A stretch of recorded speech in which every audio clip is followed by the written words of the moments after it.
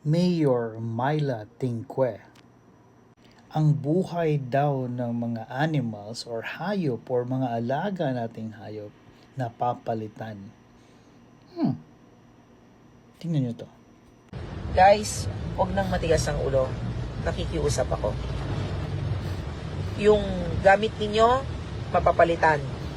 Yung animals, mapapalitan. Ang buhay ng tao, isa lang. Hindi mapapalitan. Ganun lang kasimple ang usapin dito.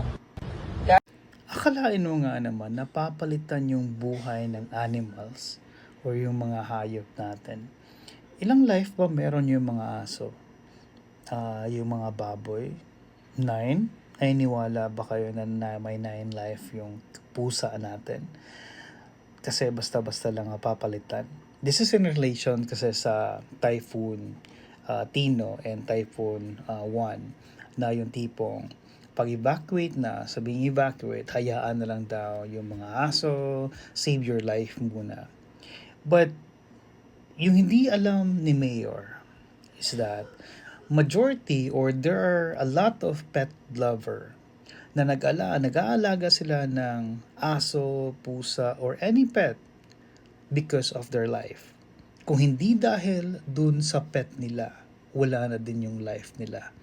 And sasabihin niya na iiwan na lang yung mga pet natin, iiwan na lang yung mga aso and mga pusa or baboy or ano man yung alaga.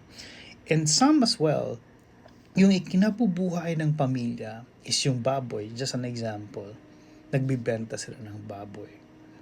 Kung mawawala yun, para na rin pinapatay or pinatay mo yung pamilya nila. Tapos sasabihin mo na iiwan na lang yun.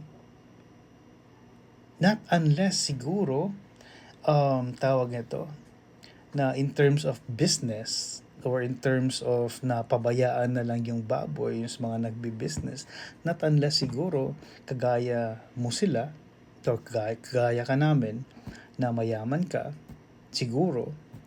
Tapos, since kami poor kami, or kung kami mayaman din, then iiwan namin lahat. It's the same thing sa mga ari-arian or sa mga gamit namin. Basta-basta na lang namin iiwan.